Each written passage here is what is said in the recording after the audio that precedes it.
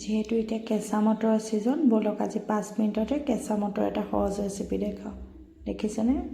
মই সকলো এনেকৈ একেলগে লৈ লৈছোঁ। পিঁয়াজ, মটৰ, বিলাহী আৰু আলু।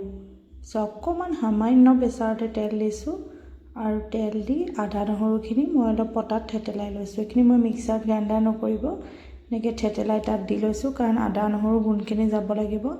আৰু ভজা হ'লেই বাকী মই সকলো মটৰ, আলু, বিলাহীখিনি তাত দি দিম। আৰু দিয়াৰ আগতে মই ইয়াত নিমখ হালধিখিনিও দি লৈছোঁ, তেতিয়া সহজ হয়। দি পেলাই মই 5 মিনিটমান খুব ধুনীয়াকৈ কম জুইত ভাজিম, যাতে পানীখিনি শুকাই যায়। আৰু মই এতিয়া ৰাতি যিহেতু আমি মছলা একদম খুব কম ব্যৱহাৰ কৰোঁ, সেইকাৰণে অন্য একো মছলা এড নকৰোঁ। দিনত হ'লে অকণমান গোটা জিৰা ধনিয়া দিওঁ আৰু ভাজি পানীখিনি শুকোৱাৰ পাছতে পানী দি দিছোঁ। ইয়াত দেখিছেনে? জোখমতে। তাৰপিছতে 5টা চিটি আহিবলৈ দিলোঁ। কিমান কম সময়তে হৈ গ'ল দেখিছেনে? তাৰপিছতে ইয়াৰ ৰেডি হৈ গ'ল আমাৰ কেঁচা মটৰৰ ঘুগুনি। খাবলৈ খুবেই টেষ্টি হয় জানেনে?